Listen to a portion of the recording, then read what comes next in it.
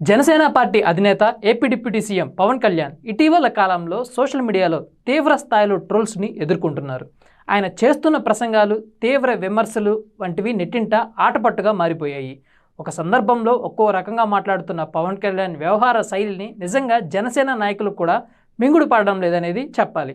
ఏదైనా ఒక విషయం గురించి మాట్లాడాల్సి వచ్చినప్పుడు చాలా జాగ్రత్తగా మాట్లాడాలని అంటున్నారు. అదేవిధంగా గతంలో మాట్లాడిన మాటకు ప్రస్తుతం మాట్లాడే మాటకు మధ్య పొంతన ఉండేలా చూసుకోవాలని కొందరు సోషల్ మీడియా వేదికగానే కామెంట్స్ పెడుతున్నారు. ప్రస్తుతం ఇవే చర్చనీయాంశంగా మారినాయి.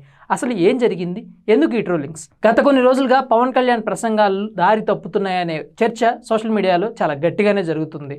ఆయన అభిమానులే ఆయన్ని ట్రోల్స్ చేస్తున్నారని సోషల్ మీడియాలో వస్తున్న కామెంట్స్ ఆధారంగా అర్థమవుతుంది. గతంలో హిందీ భాషపై తీవ్ర విమర్శలు గుప్పించిన పవన్ ఇటీవల కాలంలో మాత్రం హిందీని ప్రశంసిస్తున్నారు. బీజేపీ భారతీయ జనతా పార్టీ కాదని, అది హిందీ జాతీయ పార్టీ అని పేర్కొన్న పవన్ కళ్యాణ్ గత ఎన్నికల సమయంలో బీజేపీతో పొత్తు పెట్టుకుని ఎన్నికలకు వెళ్లిన సంగతి మనందరికీ తెలిసిందే. దీనిపై అప్పట్లోనే ట్రోల్స్ వచ్చాయి.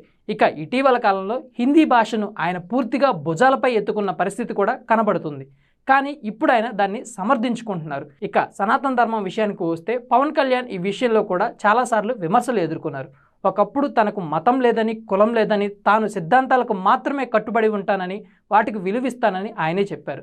ఈ క్రమంలోనే చెగోవీరా, లెనిన్ వంటి వారు తమకు ఆదర్శమని కూడా ఆయన వివరించారు. అంతేకాదు తన ఇంట్లో తన తల్లి మాత్రమే పూజలు చేస్తారని, తన తండ్రి పూర్తిగా సనాతన ధర్మానికి వ్యతిరేకంగా ఉంటారని ఆయన 2014 నుంచి 2019 సమయంలో చెప్పుకొచ్చారు. కానీ తిరుపతి లడ్డు విషయంలో కావచ్చు, తిరుమలలో జరిగిన తొక్కిసలాట అంశంలో కావచ్చు, ఆయన పూర్తిగా సనాతన ధర్మానికి మద్దతుగా కాషాయ వస్త్రాలు ధరించి ఏకంగా దీక్ష కూడా చేశారు. ఈ పరిణామం కూడా పవన్ కళ్యాణ్ ట్రోల్స్కు గురయ్యేలా చేసింది. మరో ముఖ్య విషయం ఏంటంటే, తాను పుట్టి పెరిగిన ప్రాంతానికి సంబంధించి ఒక్కో వేదికపై ఒక్కో రకంగా ప్రస్తుతం పవన్ కళ్యాణ్ మాట్లాడుతూనే ఉన్నారు. ఇది కూడా పూర్తిగా నెట్టింట ఆటవిడుపుగా మారిపోయింది.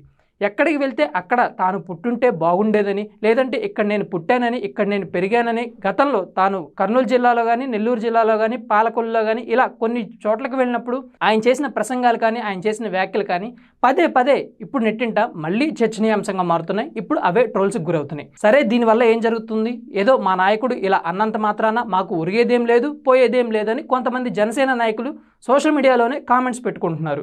అయితే ఒక కీలక పార్టీ అధినేతగా ఉండి ఆంధ్రప్రదేశ్ రాష్ట్రానికి డిప్యూటీ సీఎంగా ఉన్న వ్యక్తి పదే పదే ఇలా ట్రోల్స్కి గురవుతుంటే రేపు ప్రజల్లో ఆయన పట్ల వ్యతిరేక భావం పెరగదా? దీన్ని కూడా ఒకసారి ఆయన బేరీజు వేసుకోవాలి. పరిశీలకులు చెప్తున్న మాట ఏంటంటే, ఇలాంటి మాటలు మాట్లాడేటప్పుడు భవిష్యత్తులో కానీ, లేదంటే ఆయన ప్రసంగాల్లో కానీ 1-2 సార్లు ఆలోచించి అడుగులు వేస్తే చాలా భవిష్యత్తు ఉన్న యంగ్ డిప్యూటీ సీఎం రాష్ట్రానికి మరిన్ని ఎక్కువ పదవులు అధిరోహించాలంటే, దాంతోపాటుగా పార్టీని సంస్థాగతంగా ఇంకా ముందుకు తీసుకువెళ్లాలంటే మాట్లాడేటప్పుడు ఇలాంటి ట్రోల్స్ గురి కాకుండా చూసుకొని భవిష్యత్తులో రాజకీయంగా మరింత ఎదగాలని పరిశీలకులు చెప్తున్నారు. అయితే పవన్ కళ్యాణ్ పట్ల వస్తున్న ఈ ట్రోల్స్ గురించి మీ అభిప్రాయాన్ని కామెంట్ రూపంలో తెలియజేయండి. Thank you for watching.